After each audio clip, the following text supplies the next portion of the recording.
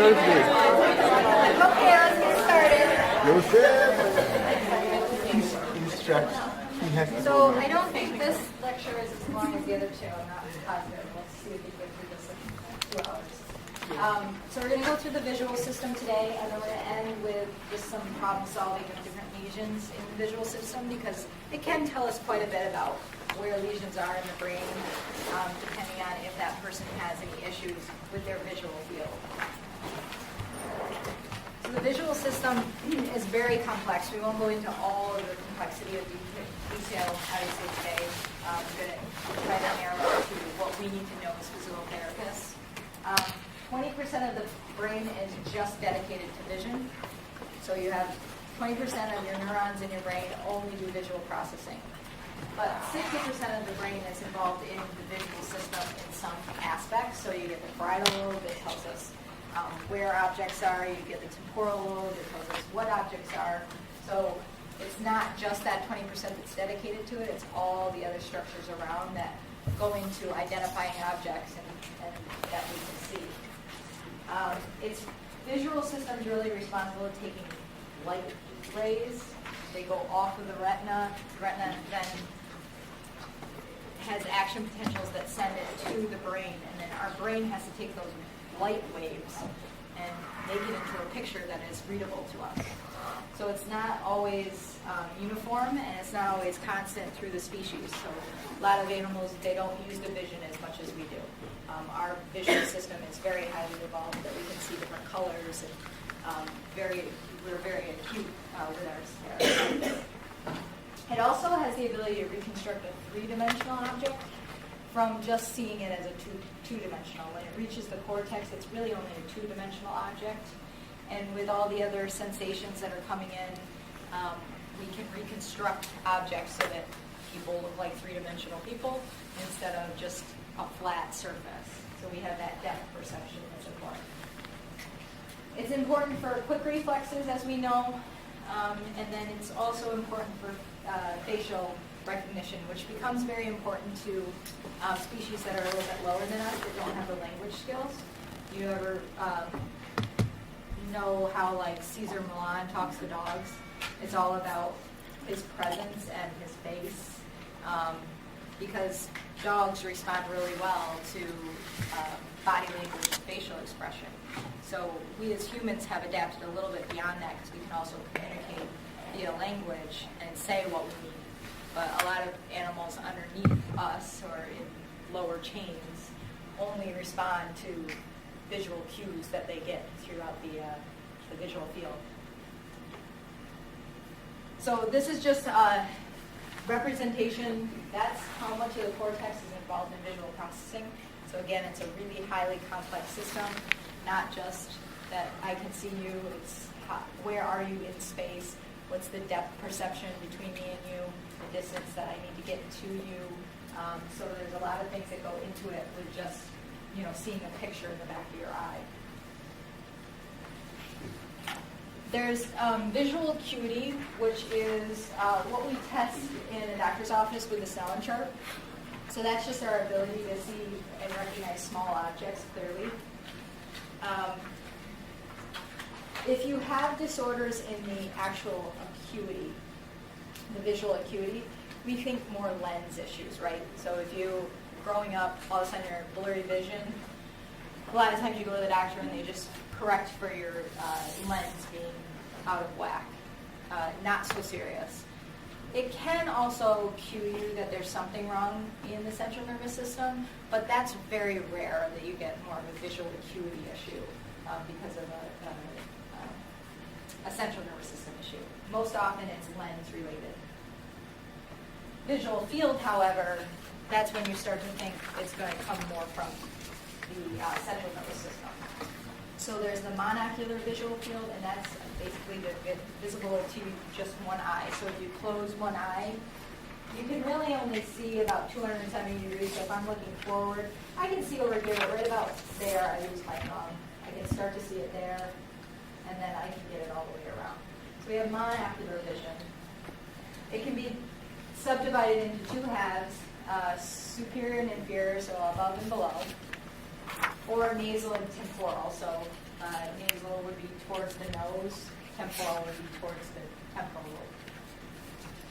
It can be further subdivided, just to make it even more confusing, into quadrants. So you have the superior nasal, inferior nasal, superior temporal, inferior temporal. And there is a little blind spot where we can't see, but it's in the temporal hemifield, so it's out here. But it's not something that we can test for, because usually your brain fills in that missing information.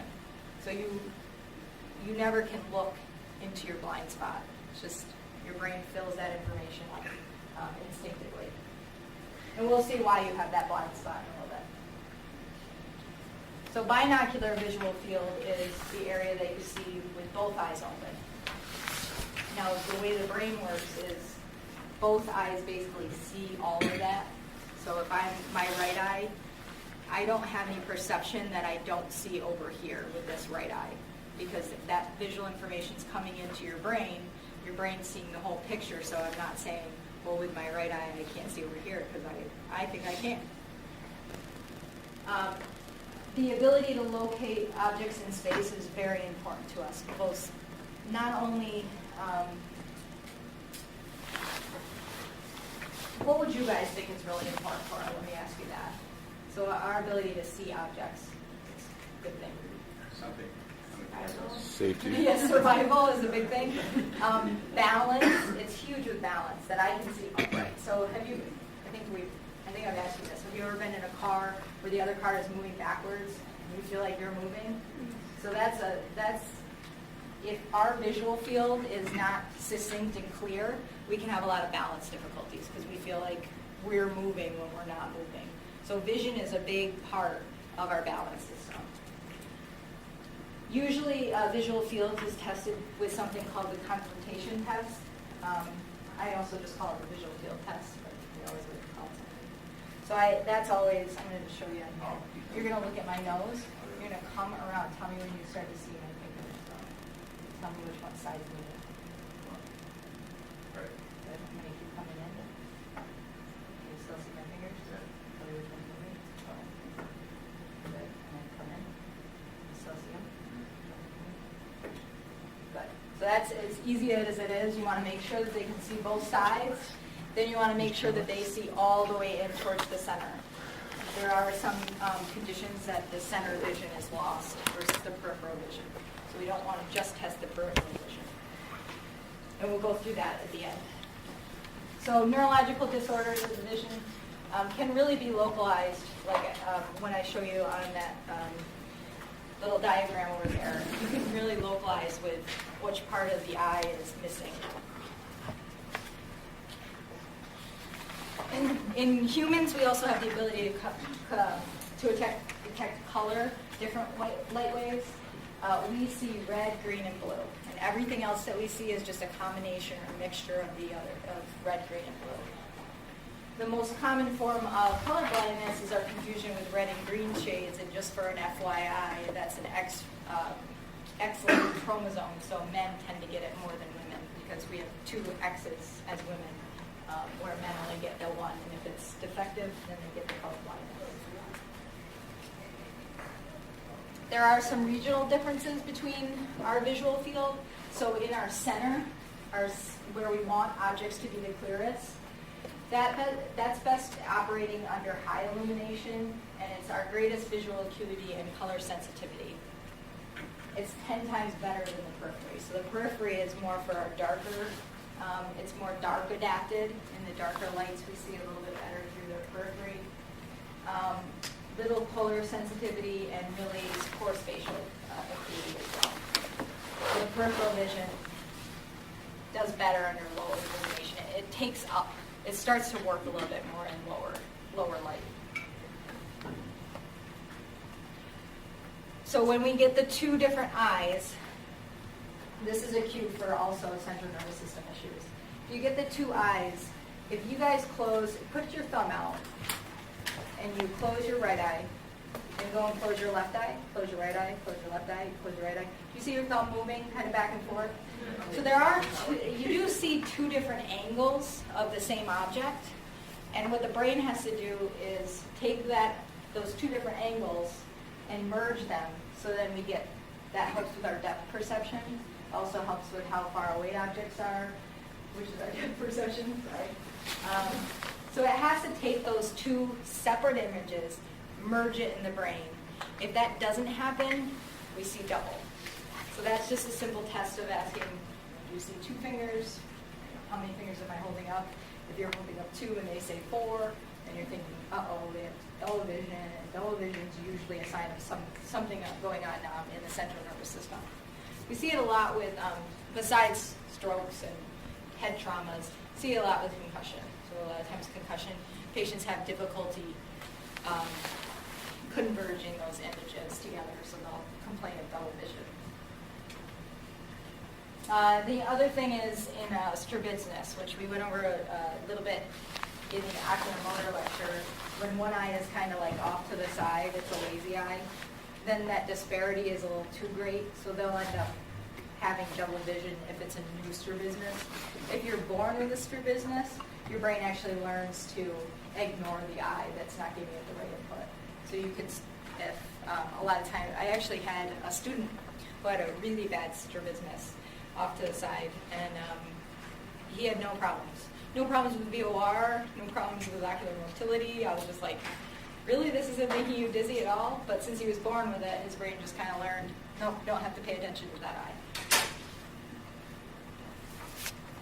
So this is just a nice diagram of kind of what I just talked about, where you have the one image in the middle, but separate images from each eye. And because of those angles that you see, our brain has the ability to then perceive depth. Not only that it's one image, but that we also can tell how far away that image is.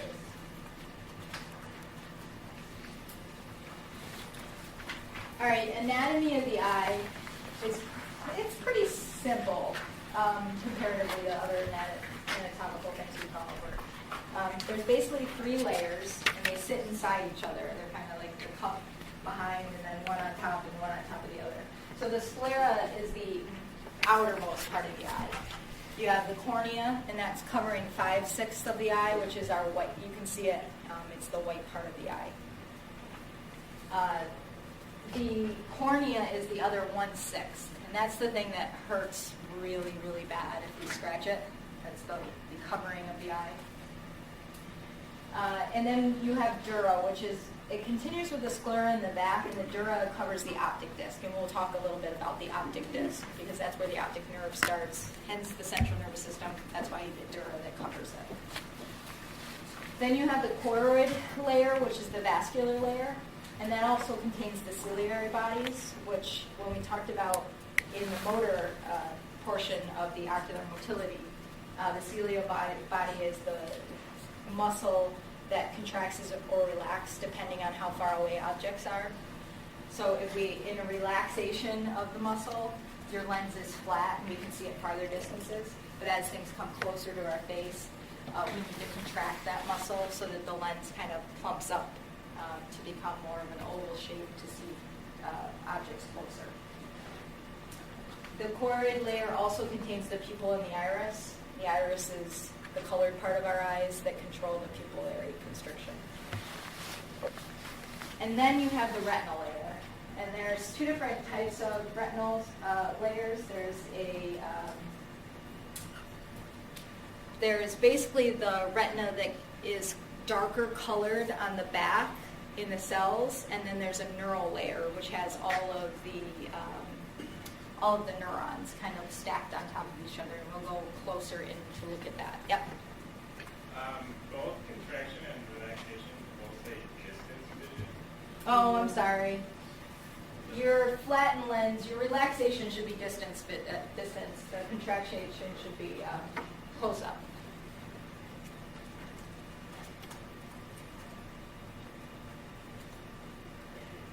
Yep. Sometimes I stare at these lectures for so long I miss those ones. Okay, so here's a nice representation of all those that we just talked about. So around the outside is the sclera, that blue. And then once we get toward the front of the eye is the cornea. And then here's the iris that controls the pupillary dilation. Here is the choroid that kind of comes around. That's the vascular layer, but it also includes the ciliary body, which has those ligaments and the muscles in there. And then the retina, if you follow the optic nerve in, the retina is basically this spanning out all of this tissue that's a whole bunch of neurons that are around the back side of the eye. We'll talk about the fovea and the optic disc in a little bit. So those are the three layers. Then we have some compartments, some chambers of the eye. So you have the anterior chamber, which is right here, between the cornea and the iris. And that holds, it's called aqueous humor, which is just a liquid.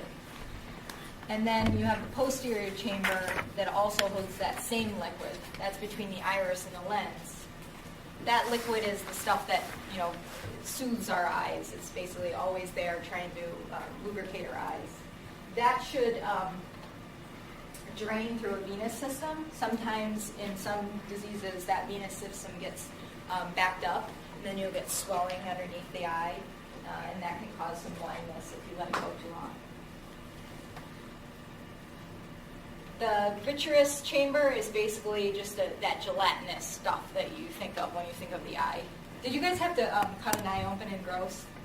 I hated that part. Like pops. Some people did, some people didn't. As I say, not here. I got some yeses, but Not here. not here. They don't make you do it. Good. It's a lot of gel, gross stuff. So there's a couple disorders of the peripheral eye that I just want to touch on. You don't have to memorize these in any way, but you should know the names of these things. So presbyopia is old eyes. That's basically when you get older, your lens accommodation just becomes nothing. So you therefore can't see close up. Because remember, our lens has to, your ciliary bodies have to contract, so that's a contraction that gets difficult to do because your lens becomes more hardened. So therefore you can't see up front. So then you get these like reader glasses. I just saw a woman having 2 reader glasses on at once. It gets so bad, I'm like, okay, at that point you need prescription. Then there's just farsighted, which is the same thing as old eyes, except for this happens when you're born, or your lens is just too, the refractive power is too weak, so you just have farsightedness. And then you have nearsightedness, which is the opposite. And then you have astigmatism. I had astigmatism. I got it corrected when I was 21 with LASIK surgery. Couldn't see a thing. So you can't see far or near. You're just blind as a bat. So I'd wake up in the morning and I wouldn't even be able to see my clock. But I also wouldn't be able to see in driving as well. So they have to do a special type of lens that corrects for that. So those are the big things with the eyes. Then there's glaucoma, which is that aqueous humor that we talked about. So if that is produced too fast or not drained away, you then get pressure behind the eye. This is the test where they do that poof of air in your eye every time you jump. So it's usually treated by, this is interesting, it's treated by a drug that actually constricts the pupillary opening. So if you look back at this you guys okay? So if you look back at this picture, if you're looking at here, if we close the iris just a little bit so we constrict the iris, that angle there gets a little bit widened, so then the aqueous humor is allowed to drain off a little bit. So the treatment for glaucoma a lot of times is a drug that constricts the pupil. Then you just got to remember that there is some blood supply to the eye as well, so you can get some occlusion of that. It comes off the internal carotid artery is where the branching comes off of. It's called the ophthalmic artery. And then the key one that goes into the eye is called the central retinal artery. right here. So that dives in, and it kind of goes in with the optic nerve into, and then it spans out across the retina. The biggest thing with the blood supply is in diabetics. They tend to get these little microvascular lesions in their eye, and they can actually have blindness with diabetes.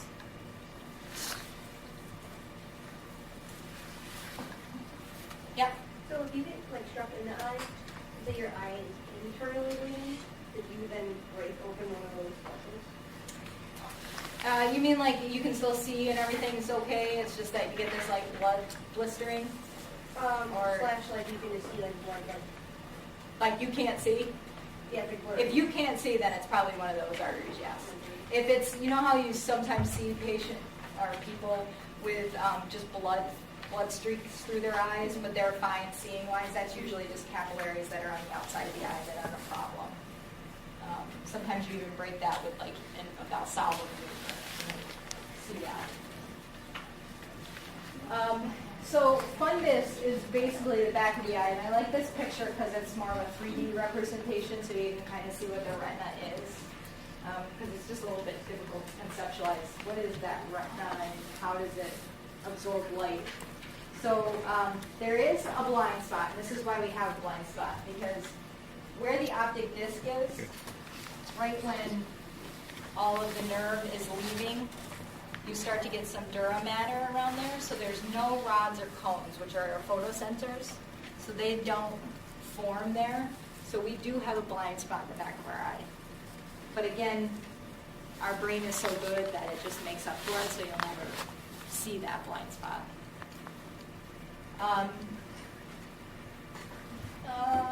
If the intracranial pressure is elevated, there is a chance that you can get some compression of the nerve or the retinal vein in through here. And that can lead to swelling of the optic disc, which can lead to blindness. We see it a lot in our MS patients also because they get inflammation of the optic nerve. So when you get inflammation, you tend to get swelling as well. So they'll actually, a lot of first symptoms of MS is optic neuritis, which leads to blindness. So they'll wake up one day and they'll be blind in one eye.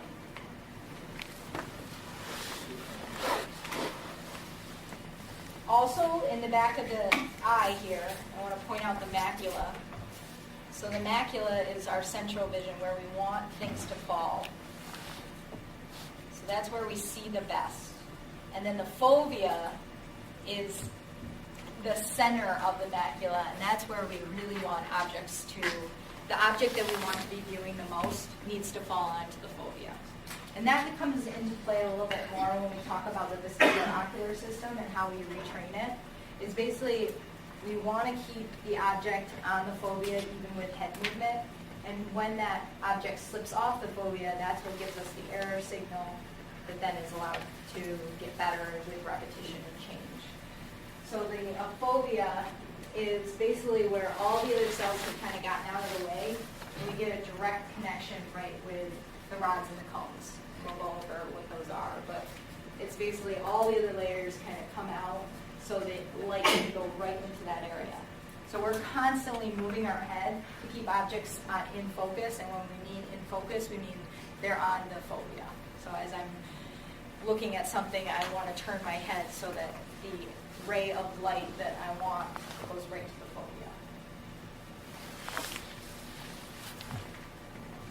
So just another picture of the back of the eye there too. Here is the retina, the yellow part, and then the macula is this whole area with the fovea in between. So we want mostly everything in the macula, but then we want our object of interest right on the fovea. So the retina is basically what we just talked about. It's this whole area in the back of the eye.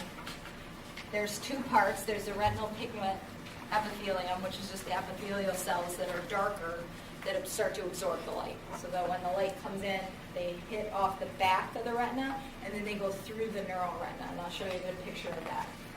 So it has to go actually through the neural retina to the epithelial retina before it goes back out. The neural retina consists of 5 different types of neurons. We're really concerned about the 3 that I have marked there, 1, 2, 3. The horizontal and the amacrine cells are just interneurons that modulate a bit. So first one is the visual receptor cells, the rods and the cones. Then it hits the bipolar cells, and then it goes out the retinal ganglion cells.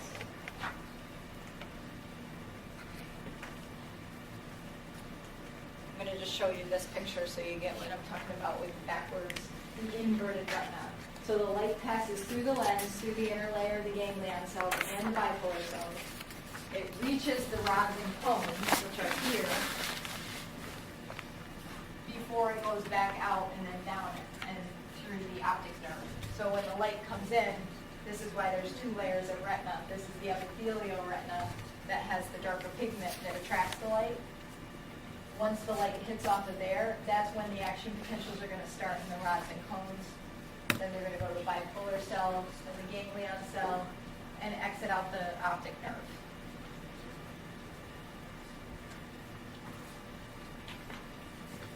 So the 2 different types of photoreceptors, those rods and cones. The rods respond to really white light, and they're in lower illumination. They're better motion sensors, and we see that, like, you can always see something moving out of the corner of your eye, right? It's like they're more of the periphery, but they're very efficient cells. We have thousands and thousands of them. I think we have we have 100 million rods to 7 million cones, so a ton of rods. But they're just not as good for higher acuity as the cones. Think of the cones as costing our bodies more. They're less efficient, but they're better at acuity. They're better at, obviously, color. They only respond to different types of color. So our cones and our rods are in every part of the area, every part of the retina, except for in the fovea. In the fovea, there's only cones. Because remember, that's the highest area of acuity. That's what we want the most of. So not only are those ganglion cells and bipolar cells pushed out of the way, but you're only landing on cones as well. So we have really high acuity there. But it's only really that responsive in high illumination. So in darker rooms, we're not seeing as much color. You're not seeing as obviously as sharply. We can't read things in dark light, but we can still see. It's just that it's more grayer colors because of the rods. So they look a little bit different too. This is a nice little cartoon of the different layers. So remember, the light comes through all of this, and then it starts an action potential here. The rods come down, the cones come down. There's bipolar cells, and then the ganglion cells. And then the horizontal cells and the amacrine cells really just modulate different things. Think of them as interneurons that are fine-tuning the system. The other thing you note here is that cones tend to have a little bit more bipolar. They're basically a 1-to-1, if 1 to few, bipolar cells for a cone cell. So again, that kind of comes down to the receptor field and what we want more acuity for. So there's fewer cone to bipolar cell ratio than there is rod to bipolar cell. And if you think about it, rods, we have 100 million. Cones, we only have 7 million. So bipolar cells need to take up a lot of rods, not so many cones. And again, that just all goes to the better visual acuity versus the more just dark light vision.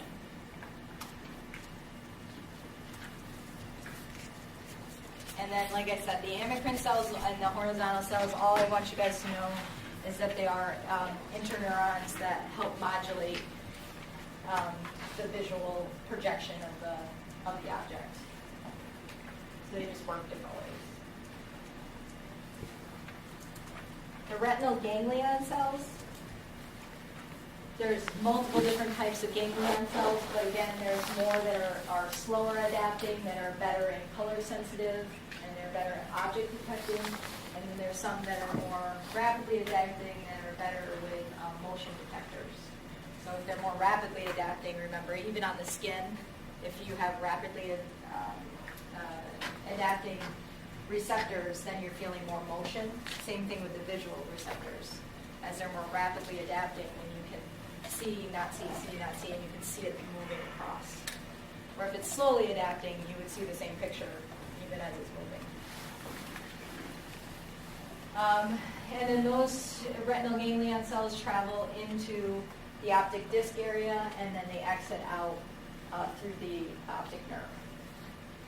Most of the axons from most of these ganglion axons travel to the lateral nucleus of the thalamus. Because remember, every sensory system that we have has to go through the thalamus before it gets to the cortex, except for smell.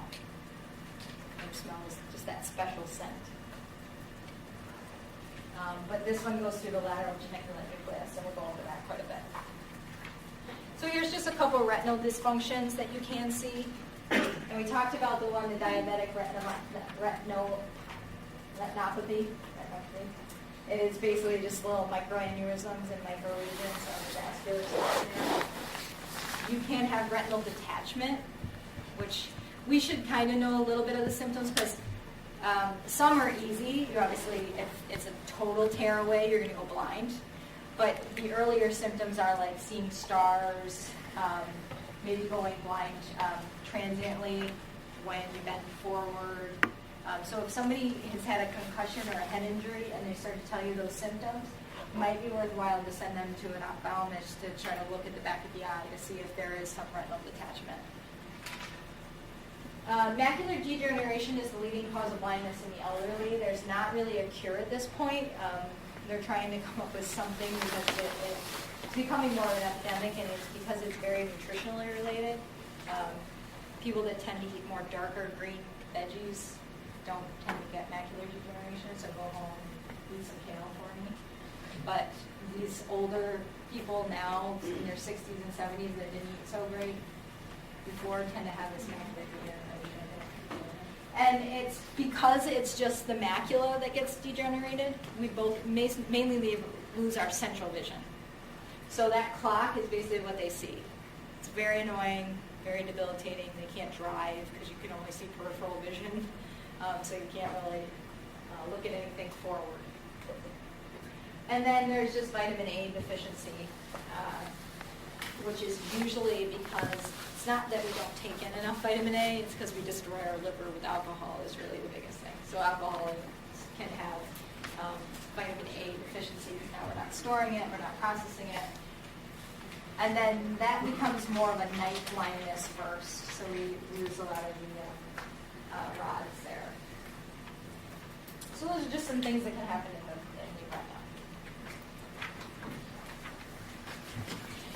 But we're good on time. So now we're going to talk about how do we form an image. So those were just all like the outside, what's going on in the visual field, and then the retina and lens. But now how do we transfer an image from what we're seeing to our brain? The biggest thing to remember is that the visual field is inverted and reversed on the retina. So what we see, say, here's our left temporal superior visual field is now going to be on your right nasal lower retina. So it's inverted and reversed. Makes it super confusing, but apparently your brain likes that. Is this a common chart that you use for vision, or is this the image? This is just the image, so we don't use this in any testing, is that what you mean? Yeah. Yeah, we don't use this in testing. This is just for our knowledge. This is a very common schematic that you would see for what the visual field looks like and then what the retinal field looks like. So this is the visual field So is it in the each back eye, or end? and this is the retinal field. So what's just the top field? This is the visual field, Okay. and then this is the retinal field. So as I see it on my retina, it's upside down and backwards. Okay. And that's just a schematic, so no, we don't use that for testing of any kind of patients. So once it hits the retina, it's going to travel along the optic nerve to the optic chiasm. At the optic chiasm, we're going to get a crossing over of some fibers. The nasal fibers are going to cross over. The best way to show it is on here. So here is where the image of this is going to land on that eye. And then the image of this is going to land here on that eye. So this is the left visual field.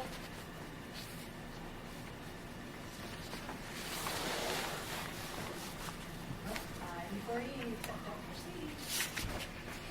So then we're going to get two different, we're going to get the nasal fibers coming down, and we're going to get the temporal fibers of the other side coming down.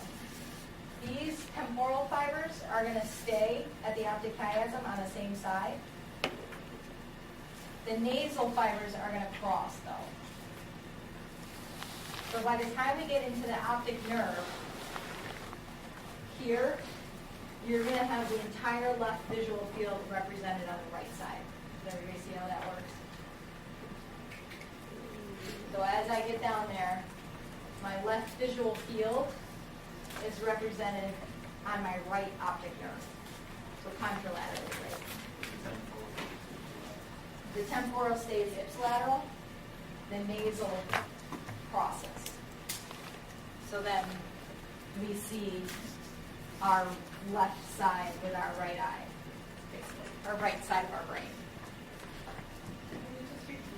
Yeah, we'll go through it a lot, actually. We're also going to go through the lesions then. So once that happens, the optic tract is going to contain the nasal half of the contralateral retina and the temporal half of the ipsilateral retina. So the temporal side is going to stay ipsilaterally. The nasal side is going to cross. Think of it as the side that's closest to that optic chiasm is going to get sucked into the chiasm. The side that's on the outside is just going to keep on trucking down the nerve. Those optic tracts are going to end in 4 different areas of the brain. Mostly, they're going to go to the thalamus. So that's most of the fibers are going to go down to the lateral geniculate nucleus of the thalamus. That's for visual perception. What is that thing that we're seeing? We also get some fibers that go to the superior colliculi in the midbrain. That's for control of eye movements. The pretectum of the midbrain, remember that was for the constriction of the pupil. So we do get the visual, so if a light comes in our eye, we start to dilate constrict our pupil. And then we do actually get some that go into the hypothalamus, and that's for control of circadian rhythm. So if you guys seen the commercial where the blind guy he has to take a medicine because he can't sleep during the right times of the day. You guys seen that commercial? I don't even watch that much TV, and I've seen this commercial a million times. So they actually, blind people that can't see light or dark, they end up having a really hard time knowing when to sleep. Their circadian rhythm just gets totally off. And that's because a lot of information goes to the hypothalamus to tell you when you should be sleeping, when you shouldn't. How about when you go to Alaska and it's like 6 months of summer? You ever hear those people go a little crazy? They drink a lot there in Alaska. And that's why you actually get a lot of Alaska. I do know they do drink a lot in Alaska, and there's a lot of depression in Alaska. So here is a nice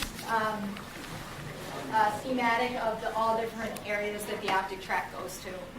So again, you get the hypothalamus for regulation of circadian rhythms. You get the pretectum for reflex control to pupillary constriction. The superior colliculus is orienting your eyes and your head. And then you obviously get the lateral geniculate body that goes to the visual cortex, which we'll talk about. So we'll break down each part of that tract and just talk about it a little bit more. So we're starting at the optic nerve, and again, this is an outgrowth of the diencephalon surrounded by meninges, so it's part of the central nervous system. That's a big thing to know. The optic tract, the optic nerve is part of the central nervous system. It's surrounded by dura. It's myelinated by oligodendrocytes. Remember, those are the cells that myelinate central nervous system. Do you remember what does the peripheral nervous system? So it is part of the central nervous system, and we can tell a lot about some of your brain health by looking in your eye and seeing what your optic nerve is doing. Then we go again to the optic chiasm. Here's just a repetitive slide. The nasal fibers cross, the temporal fibers stay ipsilateral. Nasal fibers cross, temporal fibers stay ipsilateral. So that after the chiasm, your optic tract contains the nasal half of the contralateral retina and the ipsilateral temporal side. So all of one side of your visual field is on the opposite side in your optic tract. Let that sink in just a little bit. Everybody get that? And we will, like I said, when we start to go through the lesions, it'll come together a little bit more. So then it goes to the lateral geniculate body of the thalamus. It's quite a big structure on the thalamus. It's 6 layers, and it does keep the information still separate. So you still get a nasal part that has the nasal information. The medial part that has the nasal information. The lateral part that has the temporal information. So it is still kept separate, even within that thalamus. And then the optic radiations now go from the thalamus, and there's going to be 2 big radiations. There's going to be what they call the inferior and the superior. So I want to do the next slide, because this one, I like to explain it better with this one. So fibers carrying information from the upper retina. So what would the upper retina hold? Which part of the visual field? The lower part, right? So the upper retina is going to have the lower visual field on it.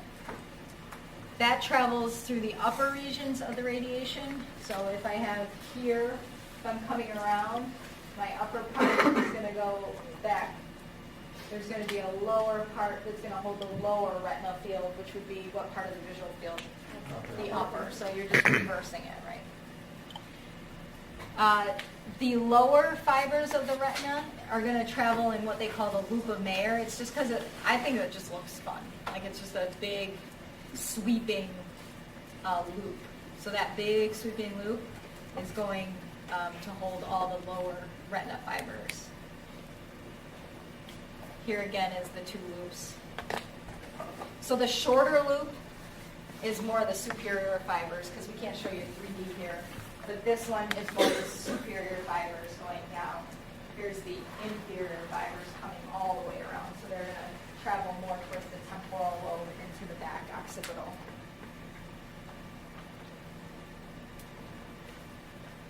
Here's just another nice picture of the 2 different optic radiations. So here's your retrolenticular, that's the superior fibers.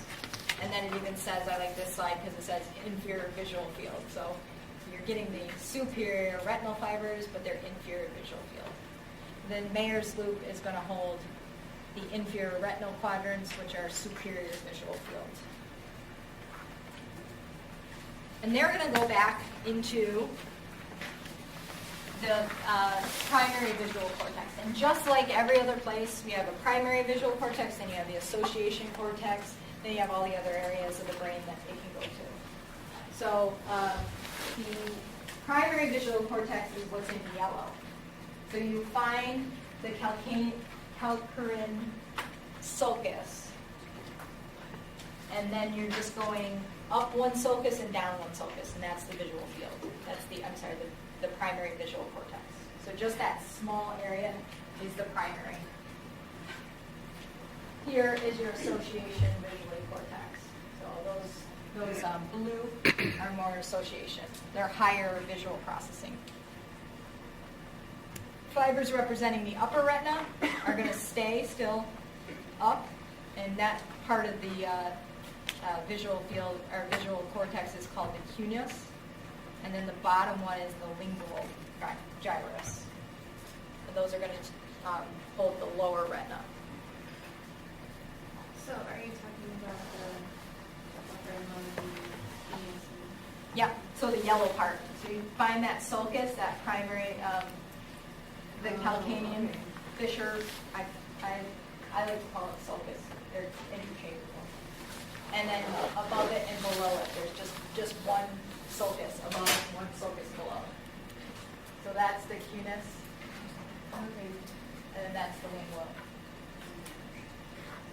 Okay, so just that part. The blue part is all just considered association cortex.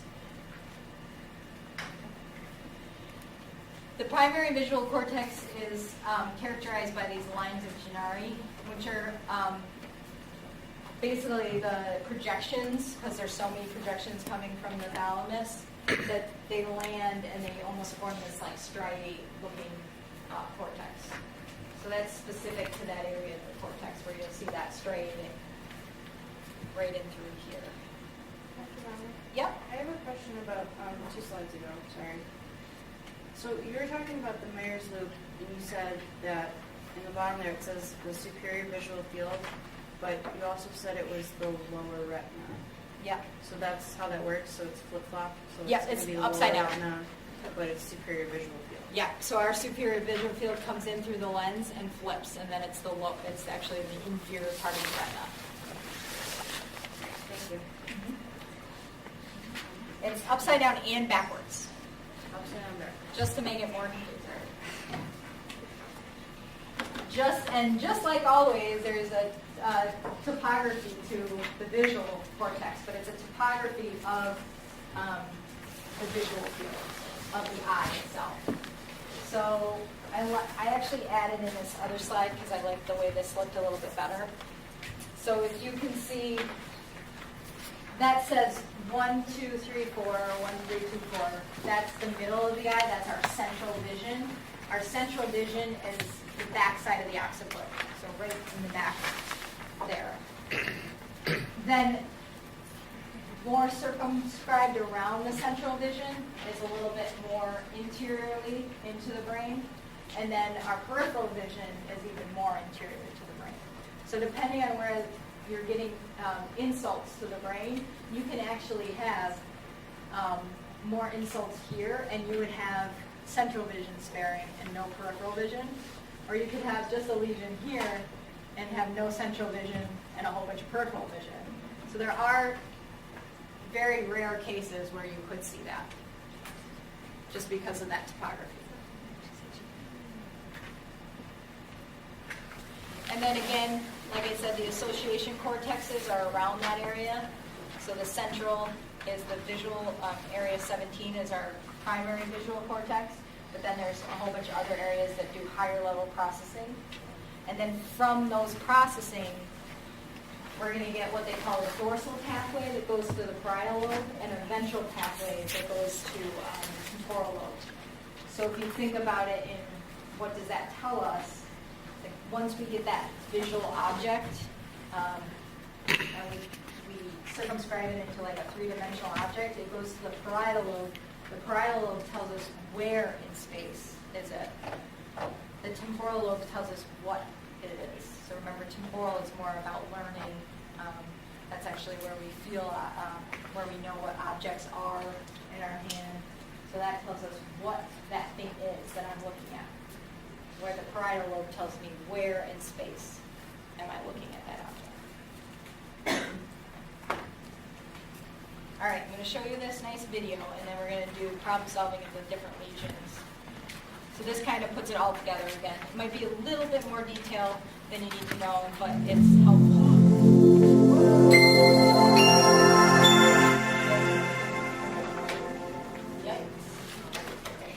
Light passes through the cornea, the avascular part of the sclera, to enter the eye. Here it is refracted by the biconvex lens to reverse and invert the image before the beams of light are received by the photoreceptors of the retina. The retina is made up of 6 layers. Light must pass through 5 layers before reaching the photoreceptor layer. Absorption of light stimulates a chemical reaction in the discs of the photoreceptors, thus creating an electrical impulse. There are two types of photoreceptors, rods and cones. Cones are necessary for perception of colour and visual form and are most dense in the fovea. Rods are necessary for the perception of movement, depth of vision and small differences in brightness. Rods are absent from the fovea and are most dense in the perifoveal area. Once the electrical impulse has been initiated within the rods and cones, it travels along the length of these cells, which synapse with bipolar cells in the outer plexiform layer. The bipolar cells then synapse with the ganglion cells in the inner plexiform layer. Ganglion cell axons are non-myelinated and carry the impulse along the inner surface of the eye towards the optic disc, where the cell axons pass between the fine collagen bundles of the lamina cribrosa as they leave the eye. At this point, the axons become myelinated and collectively form the optic nerve. The optic nerve is surrounded by the meninges and passes through the optic canal to exit the orbit. The optic canal opens into the middle cranial fossa. The temporal retinal fibers course laterally and do not decussate, while the nasal retinal fibers decussate and join the temporal retinal fibers of the contralateral eye. At this point, the optic tract is formed, with each tract composed of the ipsilateral temporal retinal fibers and the contralateral nasal retinal fibers. The majority of the optic tract loops around the cerebral peduncle to enter the lateral geniculate nucleus of the thalamus. Here, the optic tract fibers synapse with the third-order sensory neurons, whose cell bodies are located within the lateral geniculate nucleus. The axons of these third-order neurons form the optic radiation, which relays the visual information to the primary visual cortex. The majority of the primary visual cortex is located on the medial surface of the occipital lobe along the calcarine fissure, with the remainder located on the posterior surface of the lobe. The axons within the optic radiation follow the contour of the lateral wall of the lateral ventricle. They retain retinoptic organization, forming a superior, intermediate, and inferior division. The superior division, also known as Baum's loop, conveys information from the superior retinal quadrants, and therefore from the inferior visual field. The intermediate division relays information from the macular region of the visual field. The inferior division, also known as Mayer's loop, courses posteriorly within the temporal lobe, looping around the inferior horn of the lateral ventricle. Mayer's loop relays information from the inferior retinal quadrants, and therefore from the superior visual field. The primary visual cortex projects to the secondary visual cortex. Here, information is processed and projected to the association visual cortex. Impulses then travel to the parietal lobe via the dorsal pathway or to the temporal lobe via the ventral pathway. The dorsal pathway is concerned with spatial vision. The ventral pathway is concerned with object recognition. All right, so I put that on a slide. I think you guys got that one. I am going to upload my slides after this because I do have a couple more things on there. And I wanted you not to have the answers right in front of you. Okay, so we're going to talk about the lesions. Hopefully this kind of makes sense to you guys in the areas of the brain.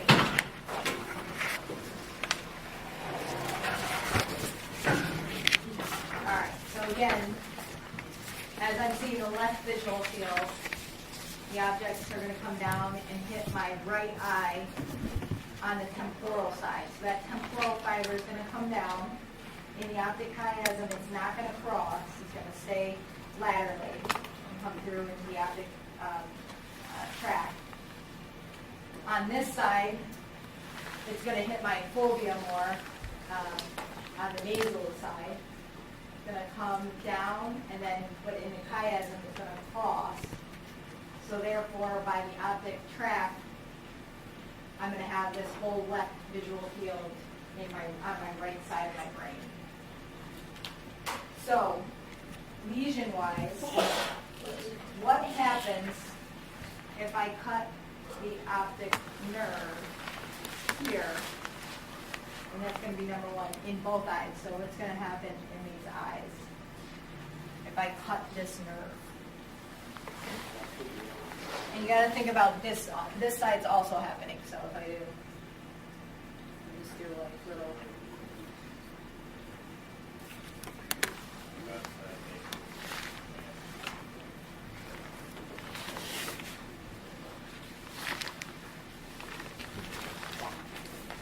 Okay, so if I cut there, what am I going to get?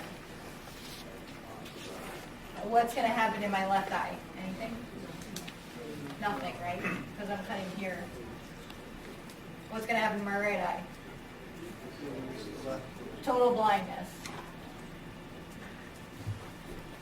So if I cut optic nerve, I'm basically shutting off every signal that's coming from my right eye.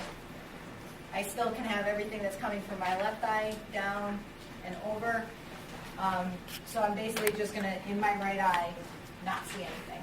And that happens a lot with, again, our MS patients that have optic neuritis, where their optic nerve becomes so inflamed that you're basically shutting off that system altogether. They will wake up one day with total blindness. I'm just going to show it on the screen. Can you guys see the screen still, or is that thing in the way now? So that's lesion A on there. Yes, and then, yeah, and the inflammation can go down. They give them steroids, and they usually can regain partial vision.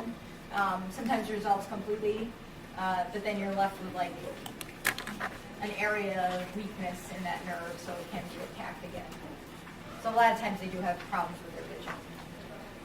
So that's optic nerve. Optic nerve would be complete loss of one eye. Hopefully you don't have optic neuritis in both eyes, but I've seen it. So nothing. How about if we cut it more at the optic chiasm? Now this one's a little bit more difficult.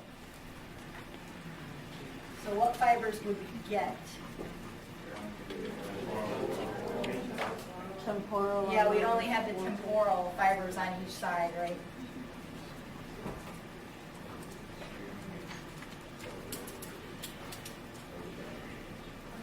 So yeah, so then it gets confusing, right? So we basically hold on to this.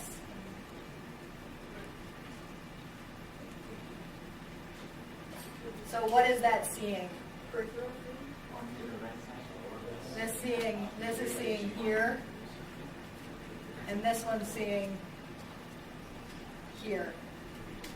So you basically lose this. Yeah. So you get that you can still see nasally here. Because if you think we're cutting off this information that's coming in, or I'm sorry, we're keeping this information, because that's what's coming laterally. You got too many eyes going on here. I'm going to remove this part. So if we cut off the optic chiasm, we cut off these fibers here, so we're missing this. Yeah. I said it right the first time. So I can still see here, and I can still see here. So I'm still seeing the nasal part of my visual field. Everybody see that? Sorry. So you're still getting these lateral fibers coming down because the optic chiasm are the nasal fibers. But remember, the nasal fibers represent the temporal field because we're inverting and also making the image backwards. That's what makes it more difficult to start to problem solve. You basically see central vision, yeah. So here. So if I did that confrontation test, I wouldn't see over here, wouldn't see over here, would see here, and continue.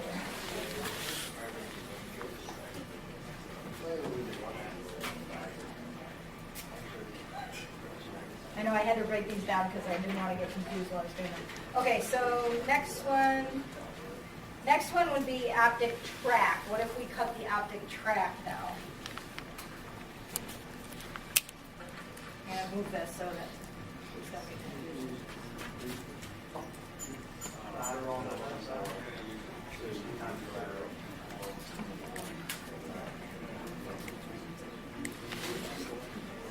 So I'm going to get that side, right? I'm going to still have these fibers over here, but now I'm going to lose the crossing of those fibers. No, I'm not going to lose those fibers. And I'm going to lose those fibers, though. So I'm going to lose these fibers that are giving me this information. And then I'm going to lose the nasal fibers that are giving me that information, right? So we're going to have more of this.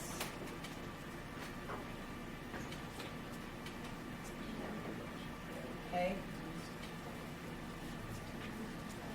So I'm losing the fibers from here, coming down and crossing, but then I'm also losing the nasal fibers here that are seeing here. Losing that.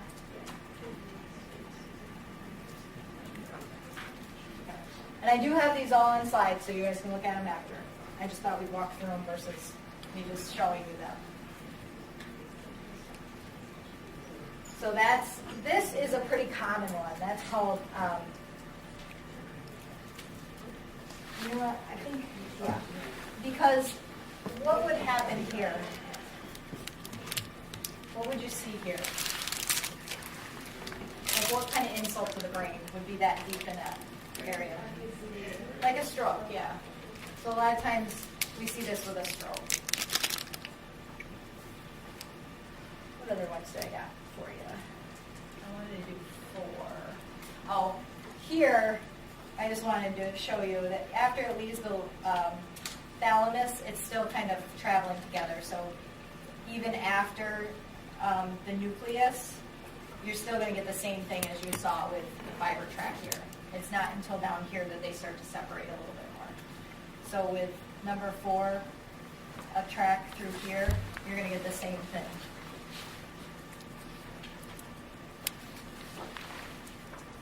Okay. Now these next 2 are a little bit more, they're just a little bit more difficult. So here's 5. So what did I say that was down here versus here on the topography of the eye? So if I had the eye here, so there's basically like 3 quadrants. This would be the very middle. Remember, that's more down here at the end pole. And then as you go in, you get more of those circumducting rings around. I'm going to pull that picture up for you guys to look at.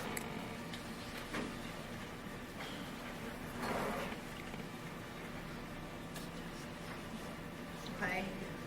So if I'm more out here, if I get a lesion on number 5 there, what would I lose?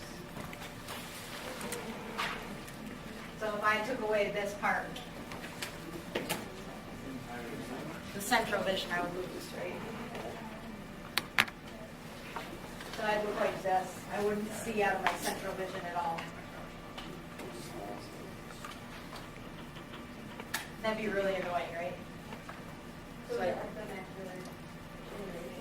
it's like macular degeneration, other than macula is in the actual eye. That's the problem, where this is in the actual in the brain. Same result. Yes.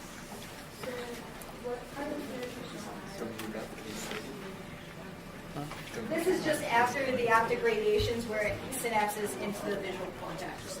So that's just part of the end part of the visual cortex. So it'd be like having a stroke or maybe even a concussion, because this part of the brain is really susceptible to concussions because we're throwing the brain back and forth and the occiput back there. So sometimes they can get cloudy vision in the center of their vision. So does it matter if it's 5 or 6? What's different about 5? So 6 would be more, I'm trying to show you more in here. So 6, you're more in this part of the area, which is the outside of the eye. So 6, if I'm more inside the brain, I'm going to spare my central vision and I'm going to lose my peripheral vision.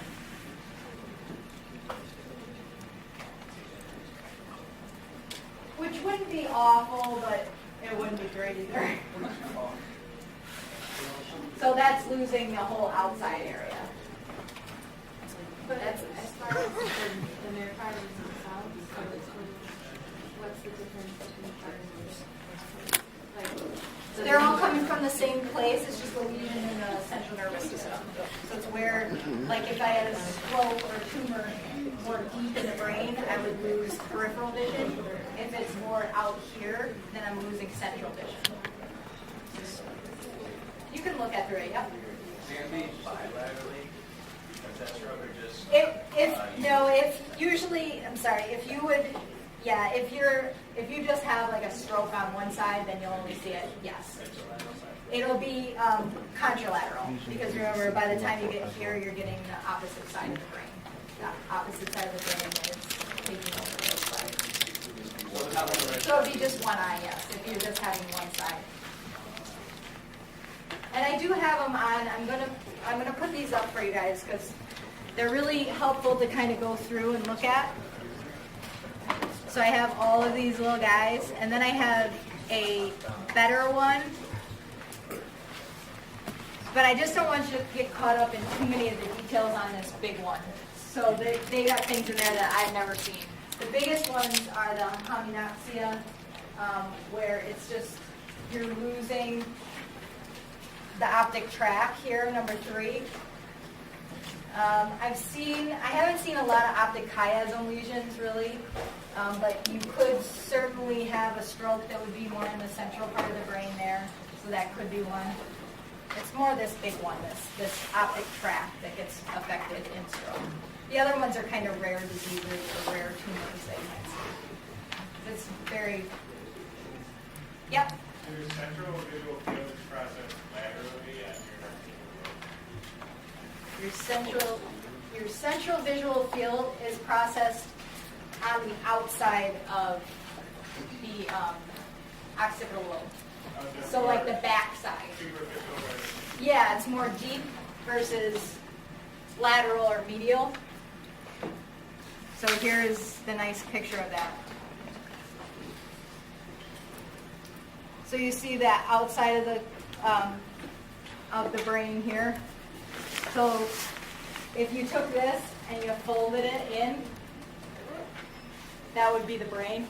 But now it's like separated out, so you kind of see the inside. So this would be the inside of the brain. This is more the lateral outside of the brain. Does that make sense? So you get it more on the outside. Oops. There is one other picture in there, this one, where you can see the dark blue is represented here, and then the different parts of the eye.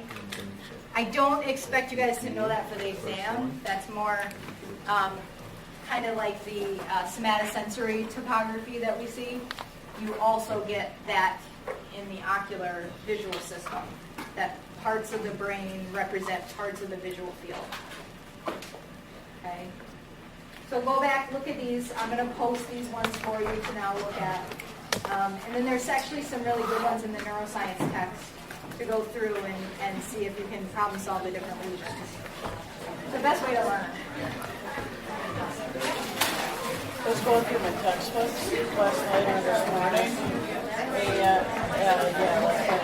But I found a really nice neuroanatomy, neuroscience book, and a little pocket neuro notes guidebook.